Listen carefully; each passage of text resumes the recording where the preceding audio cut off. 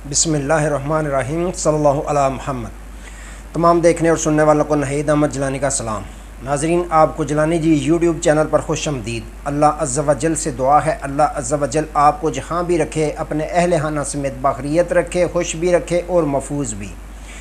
नाज़रीन कराम, अपनी गुफ्तगू का आगाज़ करने से पहले तमाम ख़वातीन और हज़रात से यह गुजारिश है जो हमारे चैनल पे अभी नए हैं वो हमारा चैनल सब्सक्राइब फरमा लें ताकि रोज़ाना आप तक हमारी नई वीडियोज़ आसानी के साथ पहुँच सकें। बिला तहीर अपनी गुफ्तगू का आगाज़ करता हूँ। वही हुआ जिसका डर था। काजी साहब की इलेक्शन कमीशन की दरख्वास्त पर बड़ी पेशरफ्त और इमरान रियाज़ खां का रिहाई के बाद पहला इंटरव्यू आ गया। इन तमाम इश्यूज़ पे मैंने बात करनी है। नाज़रीन इकराम, सबसे पहले बात करते हैं इमरान रियाज़ खान के मतलब कि उनको जैसे ही गुज़श्ता रोज़ रिहाई मिली उसके बाद नए एक केस में उनकी गिरफ़्तारी डाल दी गई। जब कोई केस ना मिले तो फिर हमारी जो पुलिस है वो कार सरकार में मदाखलत का केस जो है वो फ़ौरन से पहले बना लेती है। बना लिया गया। आज फिर उनको ज़मानत मिली।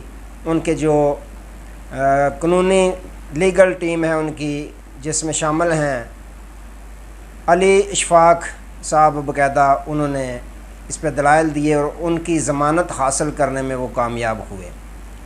और उसके बाद उन्होंने कहा कि देखें अब कि नया कौन सा केस बनाते हैं। हम तो यही सोच रहे हैं कि हो सकता है किसी नए केस में वो गिरफ़्तारी डाल दें, लेकिन हमने पूछा है तो पुलिस ये कह रही है कि हमारे पास कुछ भी इस तरह की इतलात नहीं कि उनकी गिरफ़्तारी किसी और केस में डालनी है। बहरहाल उनकी रिहाई हुई। उन्होंने पहला इंटरव्यू दिया। उन्होंने कहा कि बात यह है कि मैं मुल्क पाकिस्तान से भाग नहीं रहा था, ना ही मैं इससे कबल भागा हूँ। 2-3 मरतबा मैं गया हूँ, जबकि साबर शाकर साहब गए हुए हैं, उनके बाद 2-3 चक्कर मेरे लगे हैं मैं वापस आ जाता हूँ। मेरा जीना मरना पाकिस्तान में है, मैंने कब भागना है पाकिस्तान से। उन्होंने कहा जब मुझे पहली दफ़ा अगवा किया गया या गिरफ़्तार किया गया तो मेरे वालिदैन उम्रा की अदायगी के लिए जा रहे थे। जब मेरे साथ ये मामला हुआ तो उन्होंने अपना जो उम्रा का प्रोग्राम था उसको मुखर कर दिया।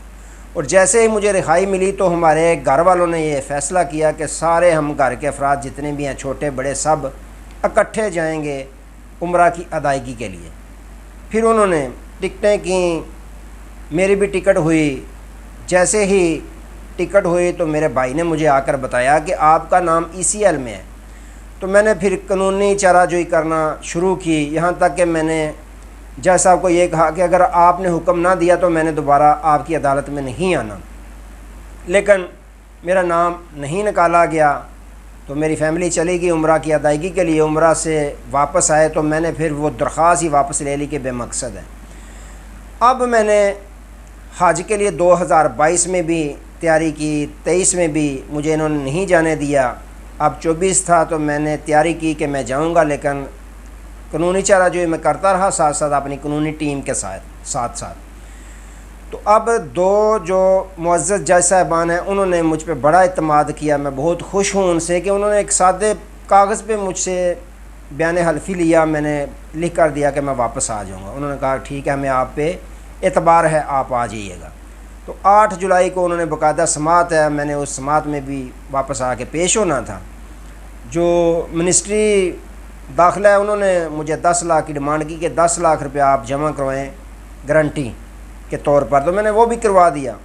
उसके बाद जब 8 बजे फ़ैसला की कापी मुझे मिली कि आप जा सकते हैं, कोई रुकावट नहीं आपके रास्ते में आएगी, आप हज अदा करने के लिए जा सकते हैं। और आखिरी फ़्लाइट थी वो लाहौर से। उन्होंने कहा कि मैं फ़ौरन से पहले ख़ुद गाड़ी में बैठा, ड्राइव करता हुआ लाहौर पहुंचा। लाहौर वाले घर में पहुंचा, गुस्ल किया, एहराम बांधा। तो अली इशफाक साहब जो वकील हैं उनके, वो भी साथ थे। हम चले और रास्ते में मुझे इतला मिल गई थी कि बहुत बड़ी नफरी है वहाँ पुलिस की, कुछ सादा कपड़ों में भी लोग मौजूद हैं। इस चीज़ का मुझे इल्म था कि गिरफ़्तार इन्होंने करना है, लेकिन मेरा दिल नहीं मानता था। मैं कह रहा था, सोचता था कि ये हज के लिए भला कौन रोक सकता है। ये तो मुझे बाद में जब औरिया मकबूल साहब ने कहा कि ये तरीका अबू जहल किया करता था जो इन्होंने किया है। तो फिर जो सोशल मीडिया पे देखा गिरफ़्तारी कैसी, उन्होंने कहा कि जब गिरफ़्तारी की तो पुलिस वालों ने रास्ते में जाते हुए मेरे सामने हाथ बांधे और रोना शुरू हो गया, आंसू आ गया उनके कि हमें माफ़ कर दीजिएगा, हमारा कोई भी कसूर नहीं, हम मजबूर थे। तो मैंने कहा कोई बात नहीं, आप मुझे छोड़ देंगे, हज के लिए मैं जा रहा हूँ। तो मुझे ये था कि अफसरान के पास लेके जाएंगे, उनको कहेंगे सर जाने दें तो इजाज़त मिल जाएगी। यहाँ तक कि जब थाने में ले गए मुझे, तो 1:30 या 1:45 का टाइम था। मैंने पूछा पुलिस वाले को, उसने कहा जी ये टाइम है। तो मैंने कहा अभी भी घंटा सवा बजता ही है, हो सकता है ये छोड़ दें। मुझे ये यकीन था कि छोड़ देंगे, लेकिन ये मुझे मेरे वहम व गुमान में भी नहीं था कि रियासत मेरे साथ इस तरह का सलूक करेगी। उन्होंने कहा कि मुझसे इन्होंने 10 लाख की गारंटी मांगी, मुझसे सारी जायदाद भी अगर मांगते, गिरवी रख देते, मैं अपने आप को गिरवी रख देता, लेकिन मुझे हज के लिए जाने देते। ये ज़ख़म मेरे दिल पे जो लग गया ना कि हज के लिए मुझे इन्होंने नहीं जाने दिया, ये सारी ज़िंदगी नहीं मैं भूल पाऊँगा। मुकदमे पहले भी बनते थे, बनते रहेंगे, आना जाना लगा रहेगा, लेकिन ये जो सदमा सारी ज़िंदगी में भूल नहीं पाऊँगा। मेरे साथ रियासत पाकिस्तान ने क्या किया, यहाँ तक कि पुलिस मुलाजमीन भी आंसू बहाते रहे, मैं अपनी तकबीरात पढ़ता रहा। मुझे नहीं पता क्या हुआ क्या नहीं, लेकिन मुझे ये यकीन था कि मुझे जाने देंगे। तो मैं जाता, तो मैंने वापस आना था। मैंने फ़ैमिली को बाहर से बुलाया कि हम इकट्ठे हज करेंगे।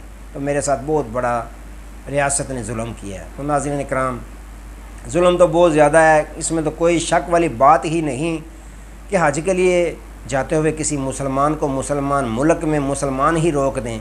ये पहली मिसाल है, किसी और मुल्क में इस तरह की मिसाल नहीं मिलती कि जुर्म भी कोई नहीं तो उसको रोक लिया गया।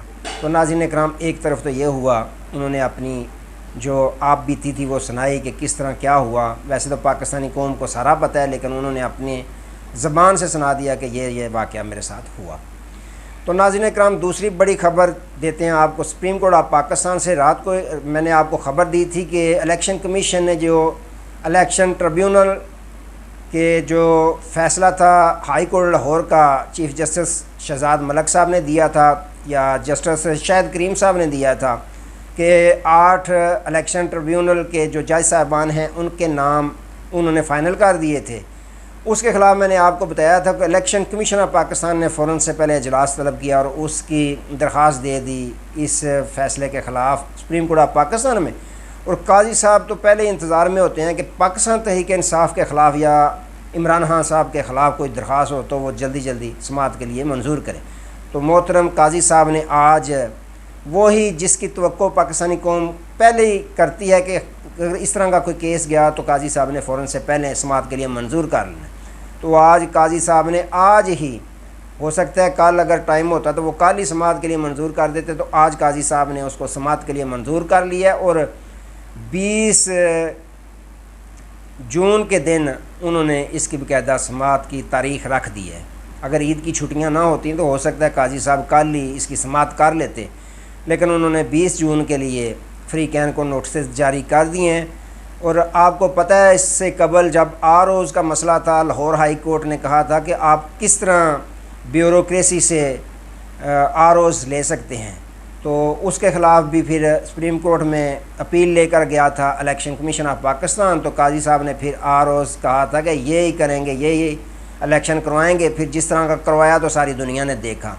तो इसी तरह जब पेशावर हाई कोर्ट ने बल्ला छीनने वाला केस जो था उस पर उसको उड़ा के रखा था इलेक्शन कमीशन ऑफ पाकिस्तान का, इलेक्शन कमीशन ने फिर काजी साहब को जाकर दस्तक दी सुप्रीम कोर्ट ऑफ पाकिस्तान में। और काजी साहब ने फ़ौरन से पहले, फिर आपको पता है रात कितनी देर तक समाअत होती रही और बल्ला फिर छीन लिया काजी साहब ने। फिर इलेक्शन में जो हुआ, फिर खान साहब की तरफ से, पाकिस्तान तहरीक इंसाफ की तरफ से धांधली के मतलब जो दरख्वास्त दी गई 8 फरवरी के इलेक्शन के मतलब अभी तक समाअत के लिए मंजूर नहीं की गई।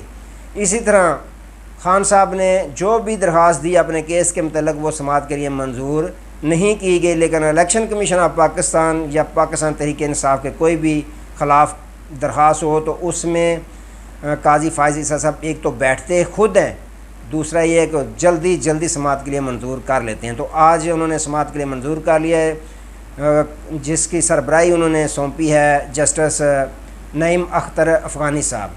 उनकी सरबराही में बेंच फ़ैसला करेगा। काजी साहब से तवक्को पाकिस्तानी कौम वही कर रही है कि काजी साहब ने फिर इसी तरह का फ़ैसला ही देना है, जिस तरह जितनी जल्दी में उन्होंने बल्ला छीना, जितनी जल्दी में आरोज़ का फ़ैसला दिया, अब दोबारा हो सकता है यही फ़ैसला आए। पाकिस्तान तहरीक इंसाफ को तो यही उम्मीद है कि काजी साहब ने वो ये रिटायर्ड जज इलेक्शन ट्रिब्यूनल में ड्यूटी दे सकते हैं या समाअत कर सकते हैं, जो इलेक्शन कमीशन की ख्वाहिश है।